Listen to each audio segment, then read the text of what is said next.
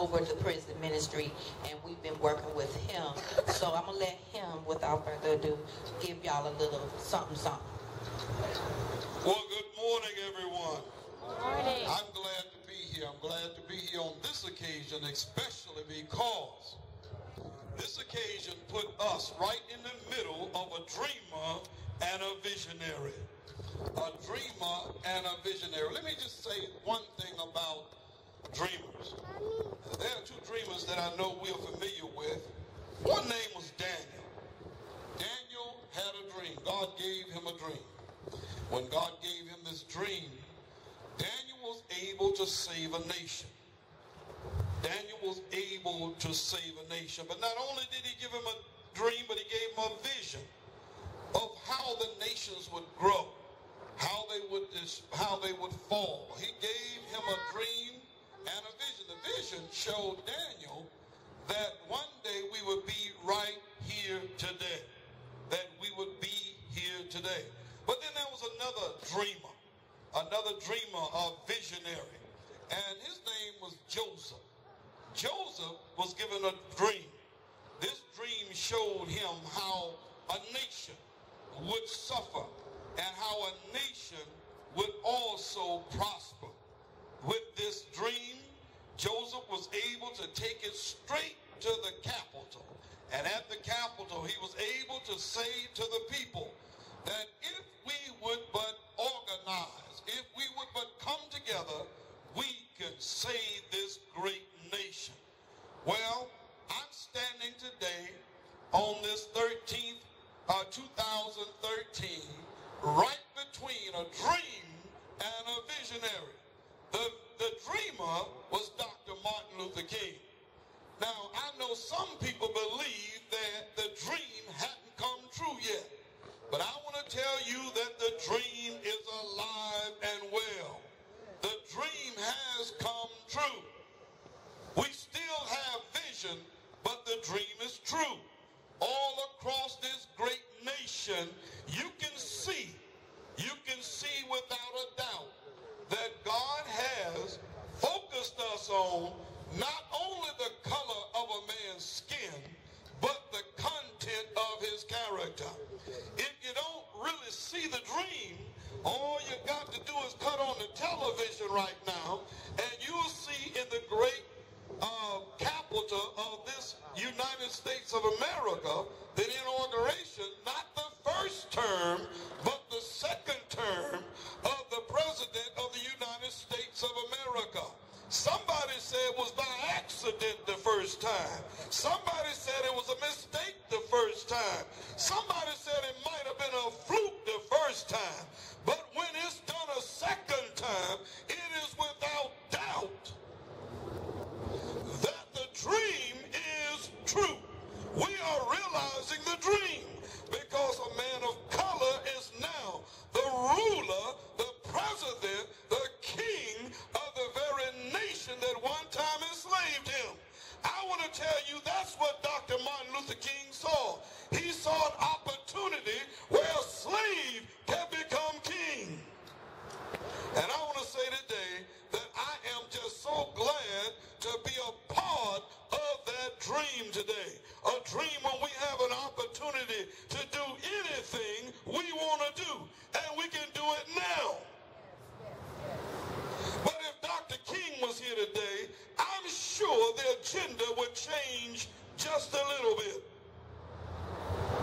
The agenda would be today, what are we going to do about 1/3 of the American citizens either incarcerated, on parole, or on probation?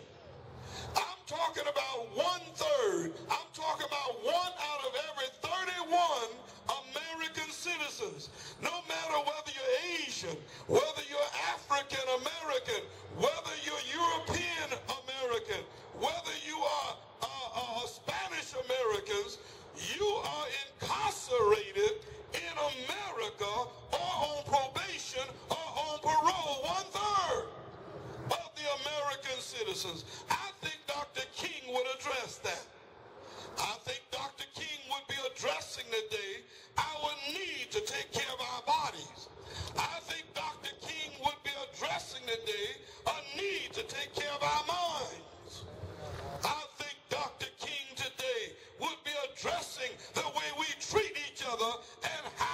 society treat us. I think Dr. King today would say that we need to turn to God and not just write "In God We Trust" on our money. For money has become our God, and our religion is how to get some. I think God would inspire Dr. King to say today what Jesus said in the 17th chapter of John, that we should be one as he, the Father, and the Holy Spirit is one. That we are to work together, and God has given each of us gifts and talents. God has given each of us not only opportunities, but God has given each of us inspiration to do something great. But we cannot do it alone. We need each other. We all have a part of the puzzle. That's why we don't see the whole picture. We are focused on the little part that we have. When God has called us to be one, for he has a whole picture. God so loved the world, that's all of his children, that he gave his only obedient son, that whosoever would believe in him should not perish, but have everlasting life. If Dr. King was here today, he would say it's going to take more than a dream. It's time to wake up. It's time to have a vision. It's time to see what God sees. And it's time to do what God would have us to do. I want to thank you for the opportunity to be with you today, to celebrate only the beginning of what God has planned for you and I. Thank you. All right. It's okay to clap, y'all. We want to make sure that when we send powerful messages like that, that we do definitely show the appreciation. Because, you know, I look at the things that Dr. King went through and ultimately paid the final cost of dying as a result of standing for us as a people. Not just black us, but white us, Chinese us, us. You know, that means everybody.